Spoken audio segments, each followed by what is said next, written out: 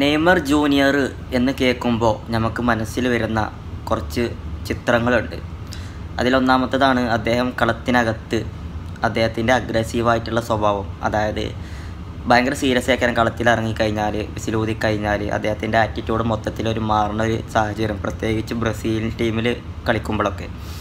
അതേമാതിരി തന്നെയാണ് നമുക്ക് വരുന്ന അദ്ദേഹത്തിൻ്റെ ഓരോ മൂവ്മെൻറ്റ്, അതുപോലെ ട്രിബിൾ ചെയ്തുകൊണ്ട് മുന്നേറുന്ന ഓരോരോ ഡിഫൻഡർമാരെ കബളിപ്പിച്ചുകൊണ്ട് മുന്നേറുന്ന ഓരോ സാഹചര്യങ്ങൾ. അല്ലാന്നുണ്ടെങ്കിൽ അദ്ദേഹത്തെ എതിർ താരങ്ങൾ ഫോൾ ചെയ്യാതെ അല്ലാതെ അദ്ദേഹത്തെ തടയാൻ കഴിയാതെ ഫോൾ ചെയ്തുകൊണ്ട് കളത്തിൽ കടക്കുന്ന രംഗങ്ങൾ.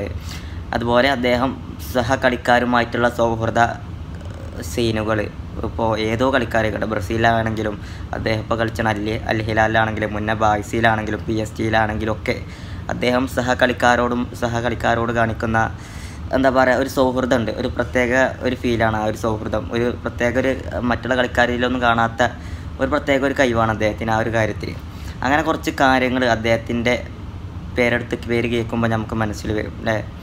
ഇങ്ങനെ പല സാഹചര്യങ്ങളിലും ബ്രസീലിനാണെങ്കിലും ഇപ്പോൾ PSG ഒക്കെ മുന്നത്തെ കളിച്ച ക്ലബ്ബുകൾക്കൊക്കെ ആണെന്നുണ്ടെങ്കിലൊക്കെ പല നിർണായക ഘട്ടങ്ങളും ഒറ്റക്ക് ടീമിനെ നയിച്ച അത് മീൻസ് അദ്ദേഹത്തിൻ്റെ ഒരു മാസ്മരിക പ്രകടനം കൊണ്ട് വിജയത്തിലേക്ക് പോയിട്ടുള്ള ഒരുപാട് മത്സരങ്ങൾ നമ്മൾ കണ്ടിട്ടുണ്ട്. നെയ്മറിൻ്റെ ഒറ്റയാൾ പോരാട്ടം കൊണ്ടൊക്കെ. പൈസയിലെടുത്ത് പറയുകയാണെന്നുണ്ടെങ്കിൽ PSG നടന്ന ഒരു മത്സരമുണ്ട്. അന്ന് നെയ്മർ ആ ഗ്രൗണ്ടിൽ കാണിച്ചതൊക്കെ മെസ്സി, സുവാരസ്, MSN ത്രയം കളിച്ചിരുന്ന ആ കാലഘട്ടം. ഇപ്പോൾ ഏകദേശം വന്ന് കളി കണ്ട ആൾക്കാർക്കും ബാഴ്സ റയലിൻ്റെ കളികളൊക്കെ സ്ഥിരമായിട്ട്, എൽ ക്ലാസിക്കോ, അതുപോലെ സ്പാനിഷ് ലീഗൊക്കെ സ്ഥിരമായിട്ട്, ലാലിഗൊക്കെ സ്ഥിരമായിട്ട് വീക്ഷിക്കുന്ന ആളുകളൊക്കെ എന്തായാലും മത്സരം കണ്ടിട്ടുണ്ടാവും. റയൽ ചാമ്പ്യൻസ് ലീഗിലായിരുന്നു ആ മത്സരം, PSG ബാഴ്സ മത്സരം നടന്നത്. അപ്പോൾ ആ ഒരു മത്സരം, അതുപോലെ ഒരുപാട് ബ്രസീലിൻ്റെ പല മത്സരങ്ങൾ, അങ്ങനെ ഒരുപാട് നിർണായക ഘട്ടങ്ങൾ അദ്ദേഹത്തിൻ്റെ ആ ഒരു പവർ, അദ്ദേഹത്തിന് ഗ്രൗണ്ടിൽ എന്തൊക്കെ കാണിക്കാൻ കഴിയുമെന്നുള്ള പവർ നമ്മൾ പല വട്ടം കണ്ടതാണ്. ഇപ്പോൾ ഈടായിട്ട് എന്ന് പറയാൻ പറ്റില്ല, ഏകദേശം വർഷങ്ങളൊക്കെ ആയിട്ട് അദ്ദേഹം പരിക്കിൻ്റെ പിടിയിലാണ്. എന്താണ് കളിക്കുന്ന സമയം തന്നെ, ഗ്രൗണ്ടിൽ ഉണ്ടാവുന്ന സമയം തന്നെ കമ്മിയാണ്. ഏകദേശം ടൈമിലൊക്കെ കളി ഇല്ല എന്ന് വേണമെങ്കിൽ പറയാം. ഇപ്പോൾ സൗദിക്കൊക്കെ എത്തിയിട്ട് എത്ര കളികൾ നെയ്മർ കളിച്ചോ എന്നില്ല അതിനൊരു ഐഡിയ അല്ല. അപ്പോൾ അങ്ങനെയൊക്കെ നിൽക്കുന്ന സമയത്ത് കരിയർ നമ്മളെ റൊണാൾഡോ ഒക്കെ മാതിരി അവസാനിക്കുന്ന അത്രയും ഡേഞ്ചറായിട്ടുള്ള സിറ്റുവേഷനിൽ കൂടിയാണ് നെയ്മർ കടന്നു പോകുന്നത്. പരിക്കന്നെ അദ്ദേഹം കളത്തിലുണ്ടെന്നുണ്ടെങ്കിൽ അതൊരു വേറെ ലെവലാണ് ആ മത്സരം, അല്ലെങ്കിൽ അത് വേറെ ലെവലാക്കിയിരിക്കും നെയ്മർ. അതാണ് അദ്ദേഹത്തിൻ്റെ ഒരു സ്വഭാവം. അപ്പോൾ അദ്ദേഹത്തിൻ്റെ ഈ ഒരു സൗഹൃദം, ഇപ്പോൾ മെസ്സി നെയ്മർ എന്നൊക്കെ പറയുമ്പോൾ ഭയങ്കര സൗഹൃദമാണ്. ICL ഒരുമിച്ച് തുടങ്ങിയതാണ് മെസ്സി നെയ്മർ തമ്മിലുള്ള സൗഹൃദം. ഇപ്പോൾ അന്ന് ഓൾറെഡി ബാഴ്സയിൽ കളിച്ചിരുന്ന മെസ്സി, നെയ്മർ ബ്രസീൽ ക്ലബ്ബായ സാൻഡോസിൽ നിന്ന് ബാഴ്സയിലേക്ക് പോകുകയാണെന്നുള്ള റൂമറുകളൊക്കെ വന്ന സമയത്ത് തന്നെ അന്നൊക്കെ ബ്രസീൽ ഫാൻസും എപ്പോഴും വലിയ കമ്മിയൊന്നുമില്ല, ബ്രസീൽ ഫാൻസും അർജൻറ്റീന ഫാൻസും തമ്മിലിങ്ങനെ എപ്പോഴും ഇങ്ങനെ വരസിങ്ങോണ്ടിരിക്കുന്ന സമയമാണ്. ഇപ്പോഴും അങ്ങനെ തന്നെയാണ് കേട്ടോ, വേറെ കാര്യം, അത് വേറെ രസമാണ്, അത് വേറെ കാര്യം. അപ്പോൾ അന്ന് ബ്രസീലിൻ്റെ പുത്തൻ താരോദയമായിരുന്നു നെയ്മർ.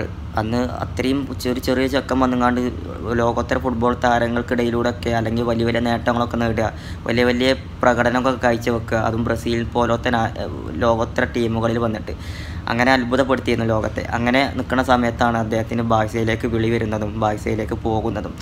അപ്പോൾ സ്വാഭാവികമായിട്ടും മെസ്സി ഫാൻസ് ഉൾപ്പെടെയുള്ള ഫാൻസും അർജൻറ്റീന ഫാൻസും തമ്മിലിങ്ങനെ അവരസലിന് കുറച്ചിങ്ങനെ കമ്മിയായി തുടങ്ങി. കാരണം ബ്രസീലിൻ്റെ ഏറ്റവും മികച്ച ആ കാലഘട്ടത്തിലെ താരമാണ് നെയ്മർ. ഇപ്പോഴും അങ്ങനെ തന്നെയാണ്. അന്ന് ബ്രസീലിൽ കളി തുടങ്ങിയ ടൈമാണ്. അതുപോലെ ആ സമയത്ത് തന്നെ ബ്രസീലിൻ്റെ മികച്ച താരമായി കണ്ട് മാറാൻ നെയ്മർക്ക് കഴിഞ്ഞു. അങ്ങനെ അത്രയും മികച്ച ബ്രസീലിൻ്റെ ഒരു താരം അർജൻറ്റീനയുടെ മികച്ച താരത്തിനോടൊപ്പം പന്ത് തട്ടാൻ പോകുന്നു എന്നുള്ള ന്യൂസുകളൊക്കെ സ്പ്രെഡായി. മെസ്സിയും നെയ്മറും ഒരുമിക്കുന്നു, അതുപോലെ ബ്രസീൽ അർജൻറ്റീന സൗഹൃദം വർദ്ധിക്കുന്നു എന്നൊക്കെ പറഞ്ഞിട്ട്. അങ്ങനെ ബാഴ്സയിൽ ഒരുപാട് കാലങ്ങൾ ഒരുമിച്ച് കളിച്ച് സൗഹൃദങ്ങൾ, അവരുടെ തമ്മിലുള്ള സൗഹൃദം ഒരുപാട് വലുതായി. ഒരുപാട് തമാശ അതിൽക്കൂടി സുവാരസും പാടെ വന്നപ്പോൾ MSN ത്രയം അവിടെ രൂപീകരിച്ച് അവിടെ അടിപൊളിയായിട്ട് കുറച്ച് വർഷങ്ങൾ അവിടെ ഉഷാറാക്കി. MSN ത്രയം ലോകത്തെ ഞെട്ടിച്ചു.